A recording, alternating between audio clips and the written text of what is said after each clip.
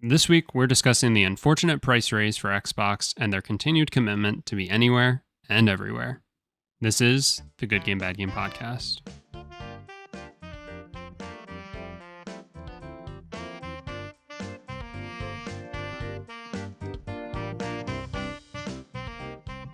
Hello, everybody, and welcome back to the Good Game, Bad Game podcast. I'm your host, Spencer. And with me is a man who actually invested, unlike the rest of us losers, and now has 3 Xbox Series S consoles he can make a cool $300 off of. It's my co-host, Mike. Mike, congratulations, buddy. You thought I was crazy. I did. I said, get a PS5. Stop getting all these Xboxes. And you said, no, I think this is going to work out in my favor. And boom, you're going to be up 300, unlike me. BTFD. Let me show you how to get a portion of a free PS5 with only 5 years worth of labor. There you go. 5 years worth of labor and patience. Yes. I believe it was Gene Park who said, wow, it's crazy that like the Xbox Series console can be like next generation's inheritance. Like, do you have any idea how much this is worth? It's true. Crazy. Yeah. And why do you think we keep the boxes? You're never going to use them. Just throw them out. Get out of here, Zoomer. It's called clutter. Yeah. Read a book. Do you know how much One day it'll be worth something, or you'll die. Do you know how much you can how much you can store in a console box? Me neither, but I would imagine a lot. I just choose to leave them empty. At least the whole console. At least the whole. There you go. What if you? What if I'm you're not going to including move? the cables though. Not including the cables though. And see, that was our thing. It was so nice when we moved a couple of years ago. It was so nice to have all these console boxes. It's like, well, hell, I saw our fucking UPS guy just yeet it onto our concrete porch in the city. Like, it's got to be good. Yeah, true.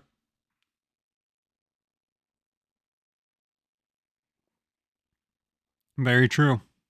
Well, before we discuss, excuse me, before we discuss this hot issue, Mike, games did you play this week? Yeah, you already know the answer. So, for the next, I don't know, 3 to 4 weeks to years,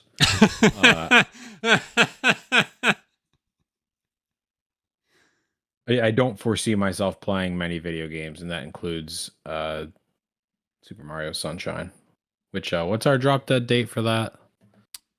I believe July 1st. Well, okay, like technically, new rule I'm gonna make up on the spot. We get one July. mulligan.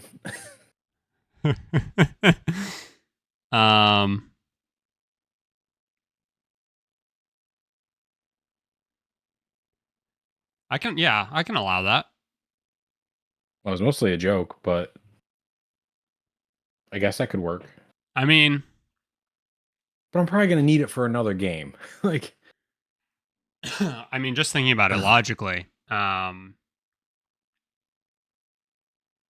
Well, I was gonna say on one hand, like the end of the year and holidays always gets funky, and then New Year and stuff like that. So like our last quarter, right, that we would pick in the beginning of October. Do I have that right? Yeah. We would theoretically, talk about that the first week of January, but I mean, we know the craziness of that. So maybe maybe we should give ourselves a little more grace and split the year in thirds instead. That could work. I don't know what that date would put us to, but we can do that. So you would get you'll effectively get a 1.5 month extension off of July probably. Yeah. And then I don't want to do it, but I'm also thinking ahead. Like, when I get to my Metal Gear, I think I have a Metal Gear game in there. Mm-hmm. Like, that's going to be tricky. Right. Let's table it. Let's consider it. Yeah, and then we'll circle back. yeah, yeah. Well, yeah. We'll schedule a quick 15-minute follow up that certainly won't go to an hour. I'll huddle you. Okay. Yeah, Quick huddle. yeah. Quick huddle. Just got to make sure that the juice is worth the squeeze here. Right. Of course. Of course. Of course. Right. Right. Of course. Yeah. No, for sure. Thumbs up emoji. But damn, so you genuinely didn't get a chance to play anything this past week? I literally have gone 2 weeks. Oh, it's very upsetting. Oh no! That's not true because I was drunk and I forgot. We we like I said before the call, we went on a little trip Mm-hmm. this weekend and we brought our Switch. And the first night, we got drunk and played Mario Kart and Boomerang Fu. And the Boomerang Fu was great, believe it or not. I am a fantastic fighter when I'm drunk. I've seen it, brother. Yeah. But Mario Kart, I told Justine, I think I'm better at driving drunk in real life than I am playing Mario Kart. Jesus Christ. It's a joke, of course. Yeah, of course. In It's game. like the right thing to say. In game. In game. Yeah, being drunk in GTA and driving way easier than being drunk and playing Mario Kart. Right. Well, that sounds like a blast. Sounds like a great time. Yeah, it was a great 30 minutes before I passed out. So you did play something. You did your homework. Yeah. In a different state. That's got to count for something. It doesn't. We don't give bonus points. That's fair. I wish I had more to report back on, but I also just can't get myself to not play MLB. Like I'm just the worst. I think they have groups for that. Do they? Probably. Like addiction groups? Okay. Maybe worth looking into. Well, I don't want to hang out with those losers. They have a problem. Yeah. Yeah, that's the distinction you got to make. Yeah, I'm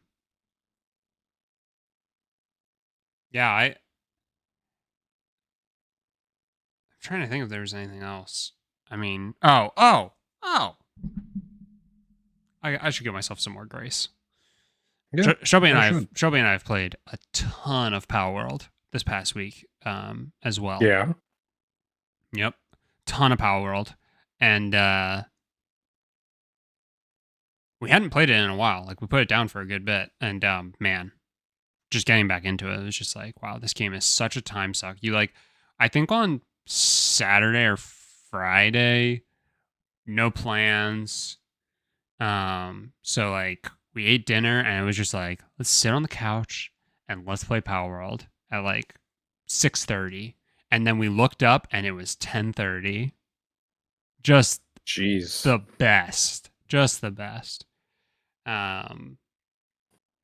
that was a lot of fun.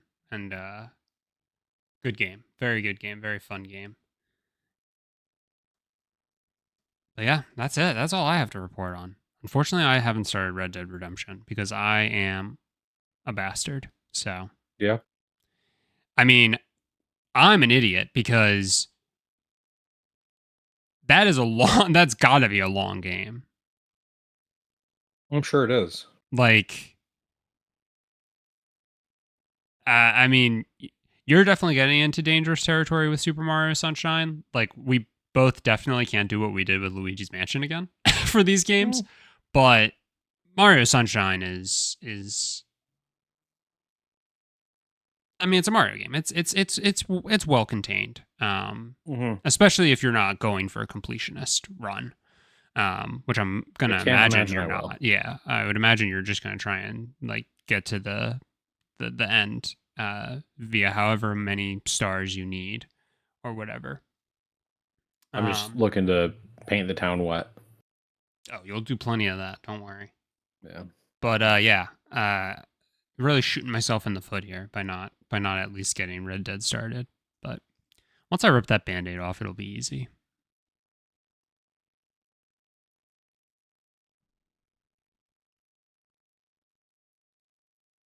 It's just a matter of ripping that Band-Aid off. All right, let's talk about the news, shall we? Sure. In a probably not so shocking turn of events, Xbox recently announced that they will be raising the recommended retail price of its Xbox Series S and X consoles, controllers, headsets, and they also announced that they are likely to raise the prices of new first party games from $70 to $80 starting sometime around this holiday season. Um, my favorite part of this, yeah, it's too many parts that I love, obviously, about this, but the one that I love the most was the confusing part where people were blaming Nintendo. Like, it was Nintendo's fault that Xbox was raising their prices. Um, to be clear, I do not think that is the case. You could maybe try and say that for games, but the fact that it's like a wide sweeping thing, and it's kind of across everything for them. Uh, I think it's just a direct, response to a lot of the going ons of like the tariffs and stuff like that. And it's kind of sad like that this is like what's happening. It's one thing when a new console gets announced and you kind of get slapped with that upfront cost of how much it's going to be, and it's kind of like a gut punch to some degree because nobody wants to really spend any money ever. And then just looking at Nintendo, right? Like now we know like another increase in price for games is kind of like going to become the new norm, across the industry, I'm sure. Uh, but you kind of take those things in stride when it's a new generation, and you kind of just are forced to accept it to whatever degree, right? Like if you want to, game on the new generation, like it just kind of it always is just what it is, right? Um, but with it happening to a console that's been out for 5 years, it really sucks. And to me, it kind of showcases a really frustrating and like upsetting point I think we're at in the industry. And we've talked about all kinds of stuff with like how bloated games are and everything like that. But when you're increasing uh the cost on the consumer end for games and consoles, it's very quickly going to start to price people out. And Mhm. obviously any sort of hobby activity in its own sense is it can be classified as a luxury no matter what, but gaming for the most part has been man, fairly affordable, right? Like um I feel like access to it is fairly good. And then how far you can get can be intermittent, but it just feels like this is it's going so much more towards like a hardcore like luxury item, and that really Mhm. sucks. Um it's like really unfortunate because I mean, we make a podcast about gaming, so I love gaming so much, and I think it's some of the best stories can be told through the medium and everything like that, and less access to it is just going to be such a bummer. So I don't, I'm not trying to just pin this all on Microsoft or anything like that, and I'm not trying to like paint them as the bad guys necessarily for doing this. I'm more so just saying the entire situation just really sucks and is really unfortunate. Um, Hmm. and yeah, upsets me, and it doesn't make me feel great for a console generation that is most likely going to be coming out in 3 years, right? Give or take 2 years, 3 years. 2 to 3, yeah. Yeah. No, I mean, I would say pretty safely our next generation is going to be over $1,000 for a console. God. Uh, And why not? People are paying $1,200 for a new iPhone every year or two. Why not? You know, right. here's the thing that I think is kind of frustrating about the timing of all of this is we're like getting to the point in the generation where we should be seeing some permanent price cuts. Right. We're 5 years in, and a lot of people bank on that, right? It's like people will say, okay, I know, there will be some sales here and there, and maybe I can scoop one up then.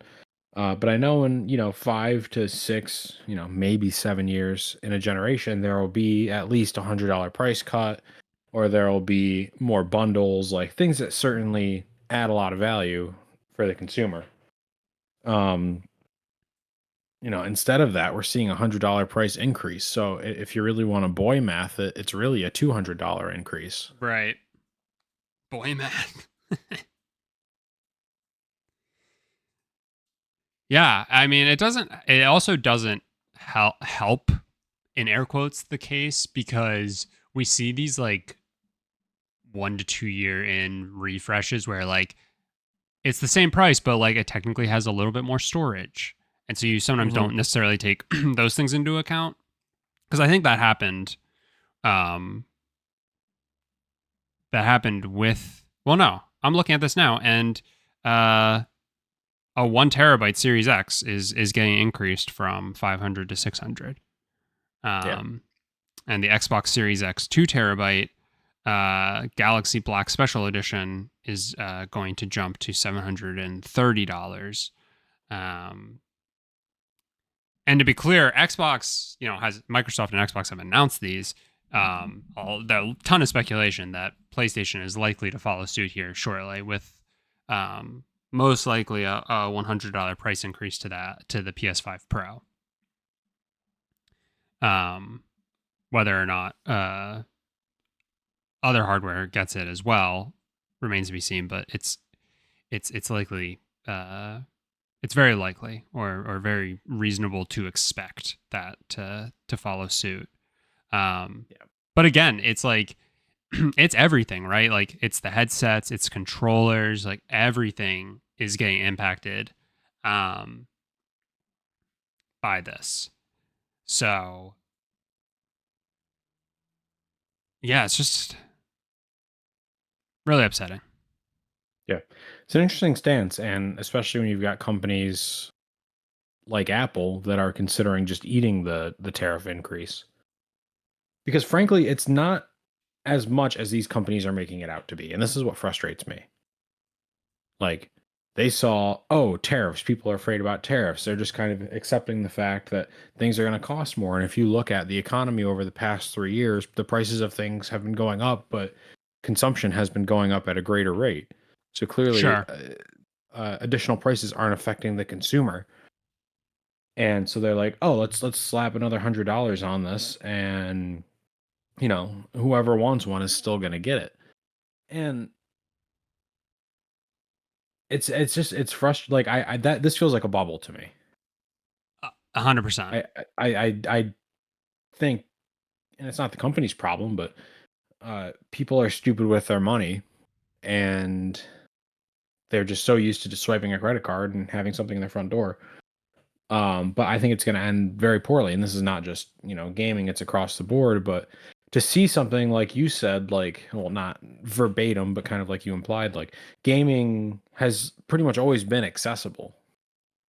It's it's more accessible than ever. It's in more houses than ever. When you get something like that, that's still like you're talking for some people a couple paychecks to buy one of these. Yeah. Right. And I You know, don't I it's don't want to like yeah, I don't want to try and be too um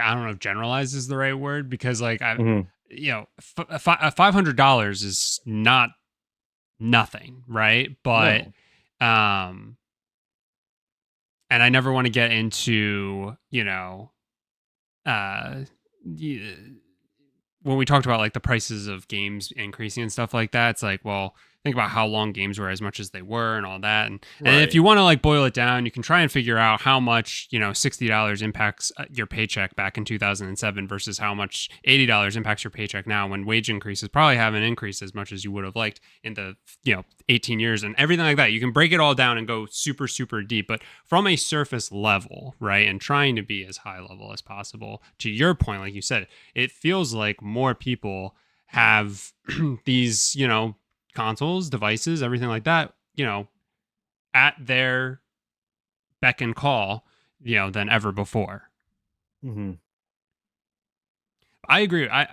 To your point, I like the the thing to kind of like key in on, the thing that I think hopefully people kind of wake up to or like realize with a lot of this stuff, um, is that the whole tariff stuff has been very wishy-washy, right? Mhm. There's a very real possibility that at any given day, uh, our president could, on a whim, go, yeah, tariffs aren't a thing anymore. They never were a thing, and Yep. he'll gaslight us into that. And pay attention because prices for a lot of things will not come back down.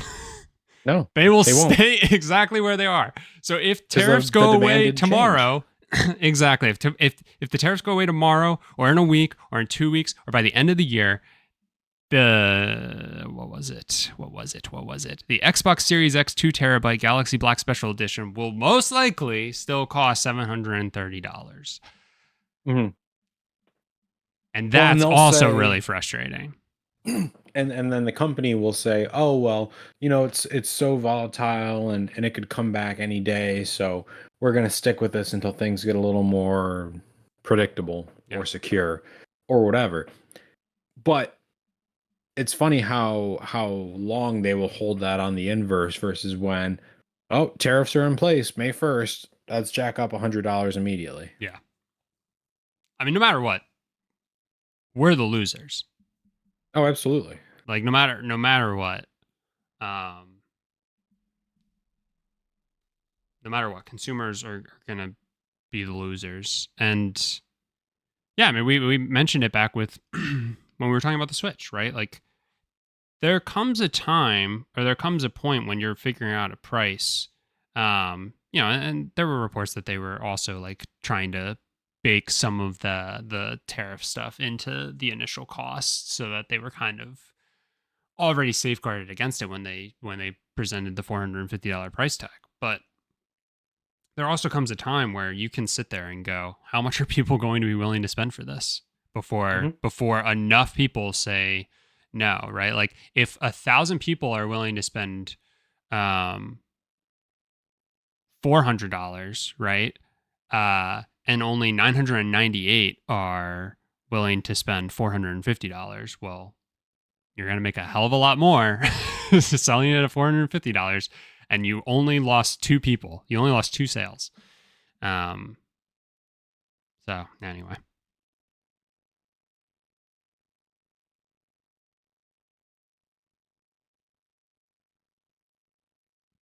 to your point, uh, it does really feel like a bubble. It feels like we're again, it's just we're snowballing really fast into um, video games not being an obtainable thing and not being a super widespread um, accessible thing. And Hmm. yeah, again, overall, like, and how's that going to make the industry from a games creation standpoint, which has already been just floundering. How often are we talking about wasted time on games because there's clearly not the audience for it and all this other stuff, right? And you're gonna lose even more. Um, Not great. Not great.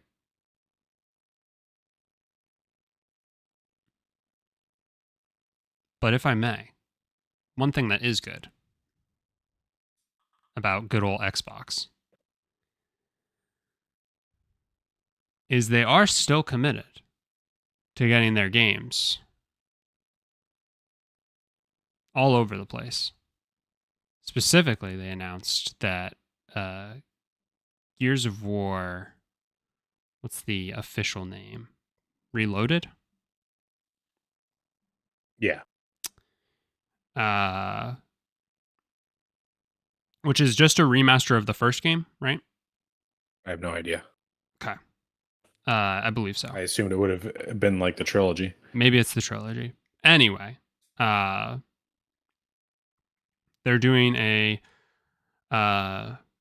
Gears of War Reloaded celebration of one of gaming's most iconic franchises, featuring 4K resolution, 120 FPS support, and the ultimate multiplayer experience with cross progression and crossplay across all platforms. This is the definitive way to experience the game that started it all. That is directly from Xbox Wire and a blog post about the game, and it is releasing literally everywhere. It'll be on. Well, I shouldn't have said that. Sorry, Switch. But it'll be on Xbox Series X, S, PlayStation, and PC. And in one spot, specifically on the blog post, it says Xbox PC, which some people thought was interesting. Because normally in the past, in releases like that, they would just say Windows PC, or they would say, Game Pass PC.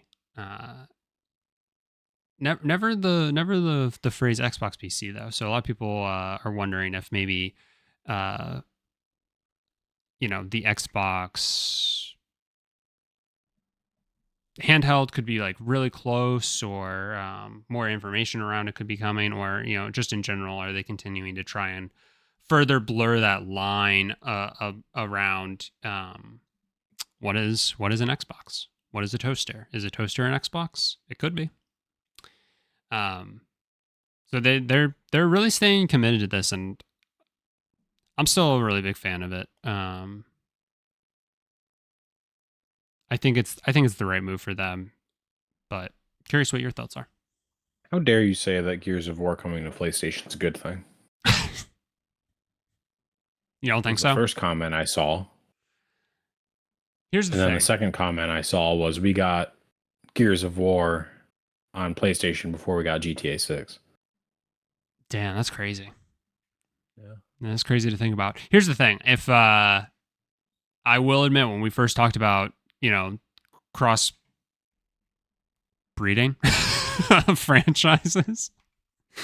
I'm gonna try again with that one. No, I think I'm just gonna power through. I did think that there are certain franchises that would be weird to make that jump. Gears of War was one of them. Halo would be another for me personally. When I think of like an Xbox One coming to PlayStation, and when it's PlayStation going to Xbox, I'd probably say like God of War, maybe the Uncharted games. But the fact that it's like the old games, these are games that have been out for forever. Absolutely take the the free money, right? Like the additional eyes on it. Like, you've had how many years of this being an exclusive? So all of that's to say, if Sony announced a complete remaster or massive upgrade to the original God of War trilogy, and it was going to be releasing on all consoles, hell yeah, great idea. Go for it. Do it. Do it right now. Are you doing it yet?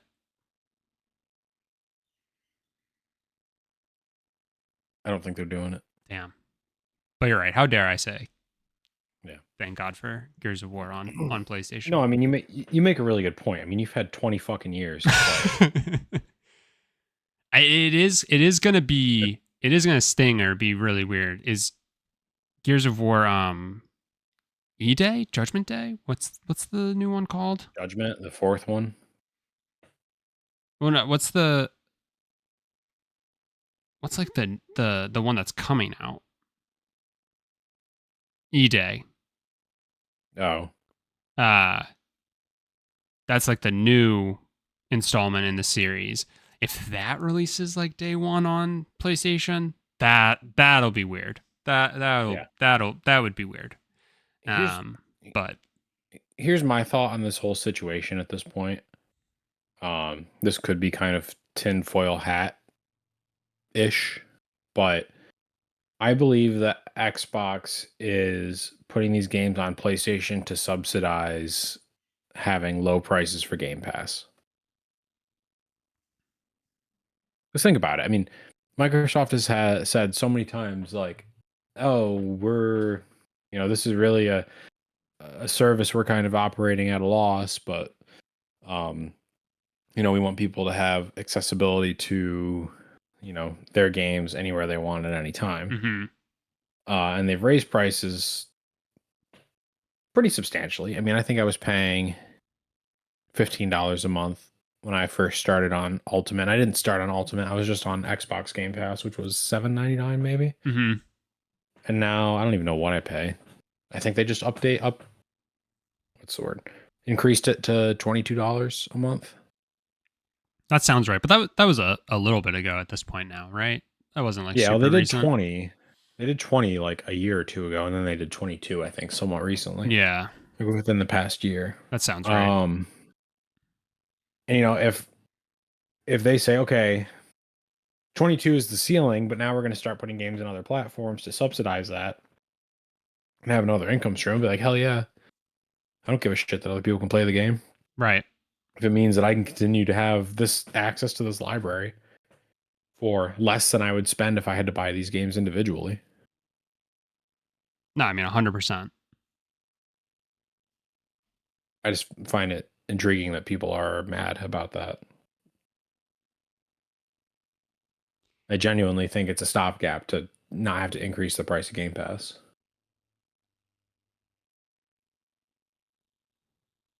Yeah, and I And mean, it's not like PlayStation is the only one getting this remastered version of the game. right.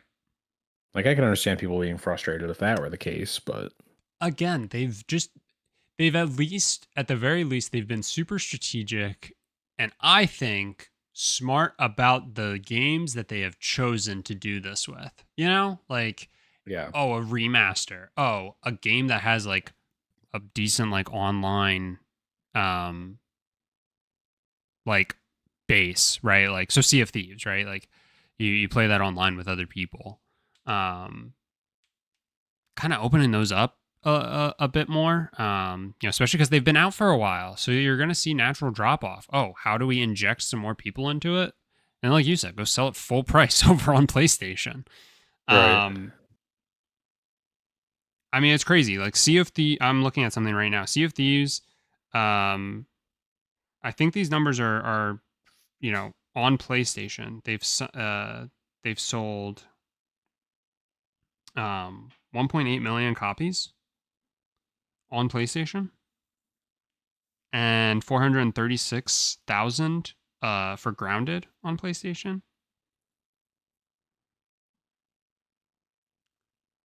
I mean, that's great. It's a great little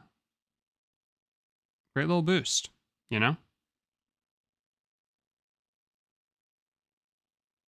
I think like Forza was like one of the highest selling games for PlayStation this like past week or something or the past month. I Definitely forgot that Forza came to PlayStation. That's a kick in the nards. Damn it. They've betrayed us. don't know why Eurogamer is breaking for me, but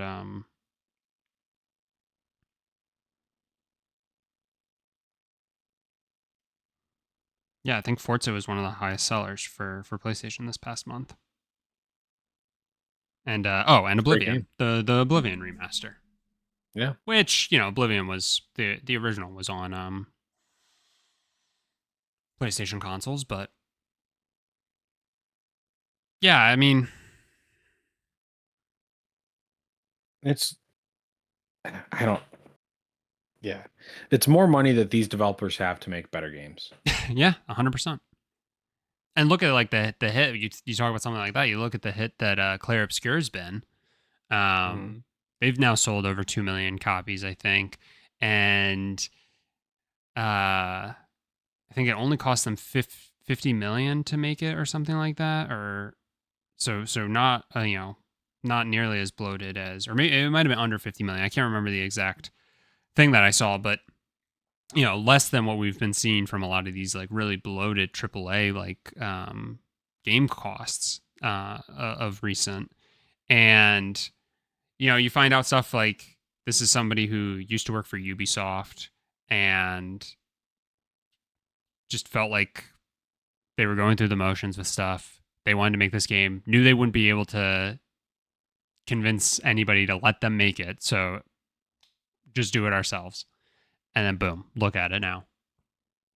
Incredible stuff. And they had the support of Xbox. Mhm. And like they've talked about how great Game Pass has been for them. I think it was Power World talked about how great like Xbox Game Pass was for them, and how that contributed to their success, which they had plenty of success with PC and everything too, but getting into consoles and everything like that obviously helps. So yeah, uh, again, Xbox has the right the right overall, I feel like, uh, idea for where they're at. Um, and I think they're navigating it really well. I agree, despite what everyone else says. I mean I can understand, like, again, we'll have to wait and see with the newer games. I can understand, like, where's the value in this being my spot. But that Mhm. said, as well, like, the value is also in being a Game Pass member. Um, there's like initial inherent value there. Uh, but I can understand that criticism to some degree. But also, I mean, who has the time for all these games, all these exclusives for when they come out? I'm too busy playing MLB. Yeah. Yep, I hear that. Anything else you wanted to say about Xbox? No, I mean, the biggest hit for me is that now I can just, like, on a whim go controller shopping. That hurts. how Been a many while since I bought a new controller. I was kinda thinking about it. how many controllers do you have? Um, for Xbox? Yeah, Um, the controller that sorry, I'm gonna talk this out loud. The controller that came with it, the sure. 20th anniversary. Okay. I have a custom. Justine has a custom. I have the Earth Day one. Um, I have my Elite from my Xbox One that Okay. is paired to my Series X.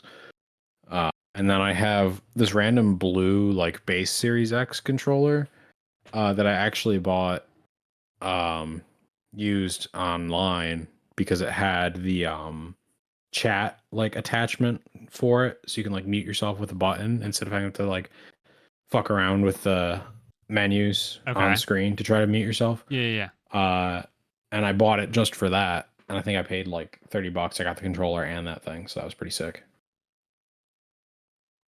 So I put my fingers down, so I don't know what I landed on. So Was I it think 7 maybe? 7. Yeah, it was 7. And then I also have Oh, an Xbox One controller, but that's just on my Xbox One. gotcha. So borderline a disease, but not quite. Yeah. And for what it's worth, the Series X controllers have been such dog shit that uh I try not to use a lot of them. Like I've had to repair so many of them. Mhm. I think my custom one, I had to order a board from Microsoft and replace the board because the drift just got too bad. That's frustrating. Yeah. There's other ones like the rubber. Sorry, this isn't the point of this, but the rubber on the triggers will like fall off. Oh, So like it'll go from like being like you push it down and it doesn't make any noise to just like being the clicking of plastic hitting together. So that's annoying, but I pretty much just let that go at this point. And yeah,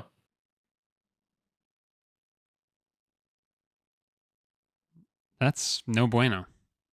yep. So yeah, the Series X is now the most controllers I've ever had per console. That's actually Second would wild. be the PS4, because I think I only had three. That's second wild. I thought you had a lot of PS3 controllers, but maybe I'm just misremembering. No, dude, I literally have the PS3 controller that came with my PS3, which I still have, Mhm. and then one other black one that I got after the PS4 came out. Wild. And then like when I first got the PS3, I had like one of those shitty Intech ones that didn't really Yeah. work. Yeah. But no, I really I've only had two for that. I only have one 360 controller. I have a lot of controllers. We can move on. Yeah, since you asked. No. We're good.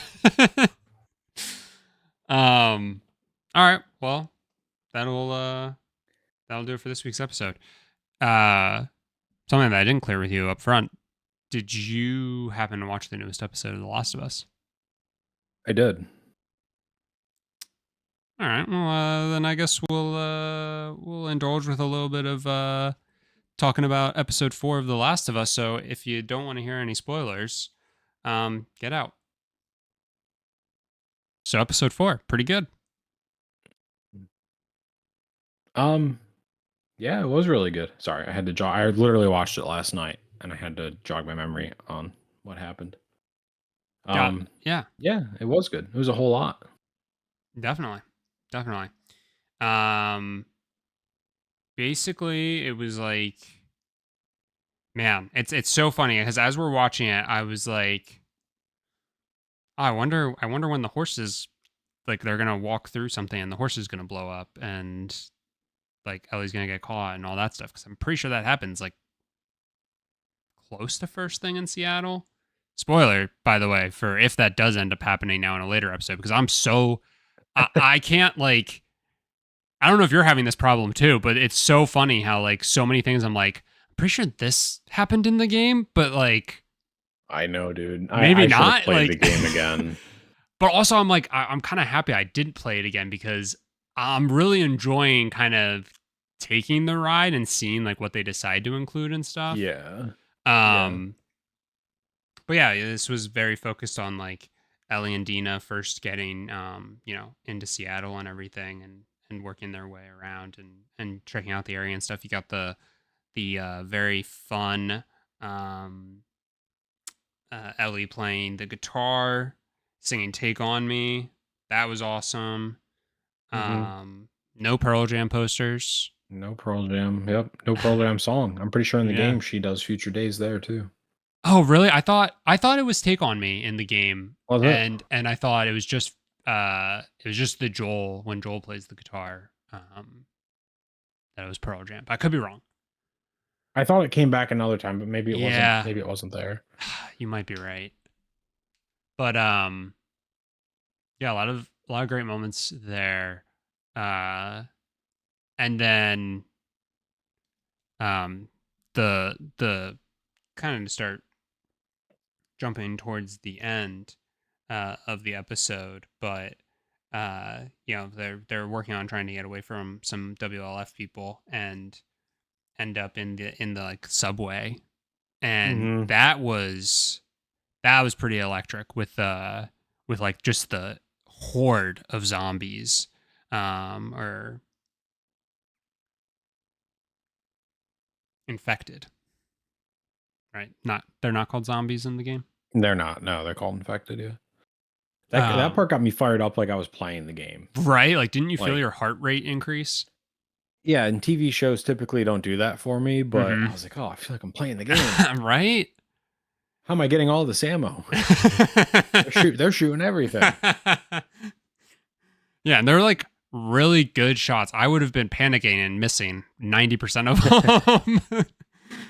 um, and then you get the theater, right? Which Yeah. was that gave me chills. Um, and you had three really um just like back to back to back like intense moments. Hmm. You have Ellie gets bit right as they're leaving the subway. Um, Which, sorry, I'm gonna interject for a second. Did that happen in the game? no, in the game, glad you brought this up. In the game, Ellie's mask breaks because in the game Right. universe, they have it's the spores that they also have to Right. worry about, not the like fungus that grows and like the tendrils that talk and interconnect and everything. Well, that was So part of the game too. yeah, but uh right, Not like it's solely. not it's not right. It wasn't just that. You also had the spores. Yeah. So Ellie gets bit, which I don't think happens. Ellie also got bit. What was that episode In the 2? supermarket Yes, where and she peels off. yep, and encounters a stalker for the first time, and I don't remember that happening in the game. I'm almost No, positive it and didn't. I do want to call this out. Not that I'm a film expert, but she got bit in the stomach, Uh and then huh. immediately, shortly after that, had to go to the hospital where she had an abdomen bandage on. And it's like they just ignore the bite marks, or Well, she did like cut it right, and like that was the whole thing with her original arm bite. She like burned herself so that there was like additional oh, is that what she scarring. was doing? I thought she was just cleaning Yeah, it. yeah. Well, Okay, I think she was I think she was trying to cut it to like have there look be like a gash or something. exactly to try and Gotcha. I can tell a story about what this is. Yeah. Um, Okay. but yeah, so she gets bit in the subway as they're leaving. That's the first like intense moment, right? Then you get they get into the theater and super intense moment because Dina like for the 5 slow minutes, if you're somebody who hasn't played the game and you're like, "Oh god, what is Dina going to do?" You have 5 minutes of Hmm. just like dread almost. And then Dina pulls the gun on Ellie. Uh will call out first moment where I was like, you could have ended the episode there. Um, Yeah. and it would have been a great like cliffhanger. Um, but they didn't. They kept going. Uh, Ellie manages to convince Dina not to shoot her, which is great. And very funny, like getting hit with the water and like making like grunting noises Uh huh. and like getting the light shine on, like shown on her. And she's like, no, no, no, don't shoot. I'm still good. I'm still good. She was making that noise, and I like verbally went, "Oh no." um, then you get, uh, the probably the last like truly intense moment I would say of the episode where Dina reveals that she's pregnant. The second moment where I was like, they could have ended the episode there, and they didn't. um, but yeah, so you get like hit with these things over and over again. You get Ellie gets bit, intense. Ellie has to convince Dina not to shoot her, and is convincing Dina and letting Dina know for the first time that she's immune, right? And then you find out that Dina is pregnant. All like really intense, great cliffhangery, is that a word? Moments. Sure, it is now. Um, but all of that's to say, I didn't hate how they ended the episode, right? With the basically, well, that's where we're headed, right? Like this is where we're at. You know, so and so we believe would be here. They're gonna have the information on Allie, uh, or Abby, and you know, so that's what we're gonna do. And then the episode ends. But really, really strong episode. Yeah, the cool thing about this story is you can like it's not like what my perception of The Walking Dead became after the first couple of seasons where it's like, just kill zombie, kill zombie, kill zombie, like not a whole lot of new story going on. Mm-hmm. But I feel like The Last of Us does such a good job of like here are like some human conflicts here, and there's so many different for lack of a better word, I'm just gonna say groups that are kind of infighting and this the beginning of the story with the Fedra people, I Oh my believe. god, yeah. The beginning of the episode, that like cold open with Yeah. Jeffrey Wright and Josh from Drake and Josh. Yeah. Yeah, that was the whole thing. That was electric. That was a great opening. Hmm. And you don't get that And in the game. him pulling that kid out and telling him he has to make a choice. Tossing a couple grenades into the truck. Yeah. Oh, dude, and then like Jeffrey Wright's whole other scene in the episode where he's torturing Yeah. the what's the group called? Oh my god. The Seraphites. The Seraphites, thank you. Um that scene was him playing just like a cold psycho is ugh. Hmm. Yeah, like the 2-minute monologue about going into Williams Sonoma and wanting to buy this exact cooking set. He's So like, "Anyway, good. hold out your hand." So good. But then also like showing the characters and showing the how these groups are like think and how they act and everything like that when he's Mhm. going through another monologue, right, and he turns and the guy's already holding out his other hand, that was also fucking stone cold. Yeah. Like literally just like glutton for punch, like go ahead, like, and then he ends up shooting him. But oh man, that was so electric. God, why can't was that character in the game too? Because I recognize the name, which now I can't think of it, of course, but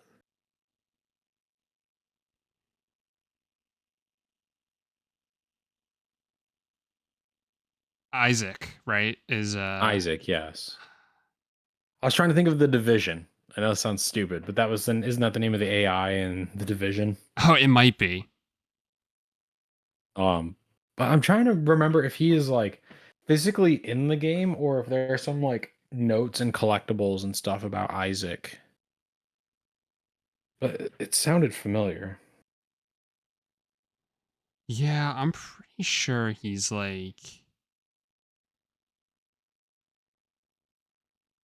Oh yeah, he was in the game.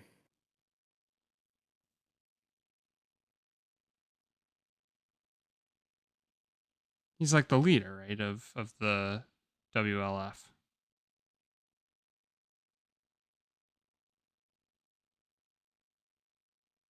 Yeah, I think so.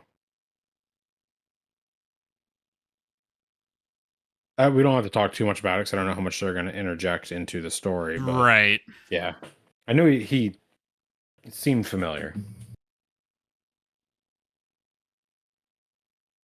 But yeah, that episode was really good. Really enjoyed it. Yeah. Strong one. Definitely a very strong one. Really excited for to continue to see how they decide to pace out and do this season. Yeah.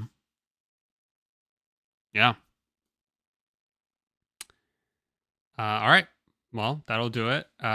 Next week, if you stuck around for the Last of Us talk, next week we'll not have a Last of Us discussion because Mike and I need to pre-record. So 2 weeks from now, we'll have 2 episodes to catch up on. So you can look forward to that. But as always, thank you all so much for listening. If you could leave us a rating or review wherever you do listen to the podcast, that would be greatly appreciated. Um, if you could share the podcast with a friend, that would also be appreciated. And other than that, we will talk to you next week.